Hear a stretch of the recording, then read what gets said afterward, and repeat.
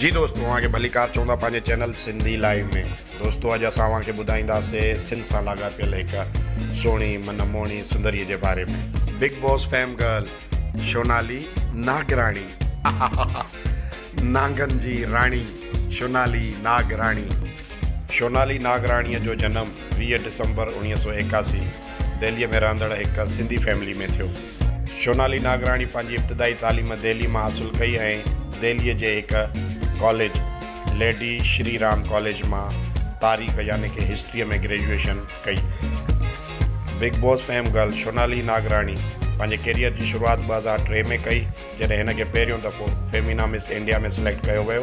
उन खां पोइ नागराणी मुख़्तलिफ़ टीवी शोज़ खे होस्ट कयो ऐं 2011 में हिनखे इंडिया जे सभ खां वॾे रियलिटी शो बिग बॉस में पिणु शामिलु कयो वियो। सन 2012 में सोनाली नागराणीअ खे इंडिया जे टॉप 50 मोस्ट डिज़ायरेबल वूमन में भी शामिल कयो वियो। सोनाली नागराणी मुख़्तलिफ़ टीवी शोज़ में भी आई, जहिड़ोकि ज़ूम टीवीअ ते पॉपकॉर्न प्रोग्राम खे होस्ट कयो। उन खां पोइ स्टार 1 टीवीअ ते ग्रेट इंडियन लॉफ्टर चैलेंज में कमु कयो। स्टार प्लस टीवी जे लाइ आईफा अवॉर्ड खे होस्ट कयो ऐं सोनी टीवी जे हिकु शो मिस्टर एंड मिसिस खे भी होस्ट कयो। उन खां पोइ सलामे इश्क रियलिटी शो, फिल्मी कॉकटेल, हमदर हिट्स ऐं खतरों के खिलाड़ी शोज़ में कमु कयो। उन खां अलावा सोनाली नागराणी 2006 खां क्रिकेट खे भी होस्ट कंदी रही आहे, जहिड़ोकि चैंपियंस ट्रॉफी ऐं 2007 में ICC वर्ल्ड कप। उन खां पोइ 2008 में एक्स्ट्रा इनिंग्स T20 खे भी होस्ट कयो।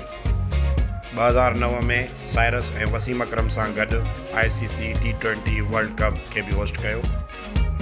सोनाली नागराणी जेका हिकु सिंधी आहे, उन कुझु बॉलीवुड जी फिल्मुनि में भी कमु कयो आहे, जहिड़ोकि 2005 में इमरान हाशमीअ सां गॾु ज़हर फिल्म में कमु कयो। उन खां पोइ दिल बोले हड़प्पा ऐं रब ने बना दी जोड़ीअ में भी कमु कयो। सोनाली नागराणी सुहिणी मनमोहणी जेका सिंध सां लाॻापियल आहे, उन फिल्मुनि सां गॾु पाण खे वेब सीरीज़ में भी मञरायो आहे, जहिड़ोकि 2021 में एमेज़ॉन प्राइम वीडियोज़ जी ठहियल सुपरहिट वेब सीरीज़ तांडव में भी कमु कयो ऐं Z5 जी सीरीज़ सनफ्लावर में भी पाण मञरायो।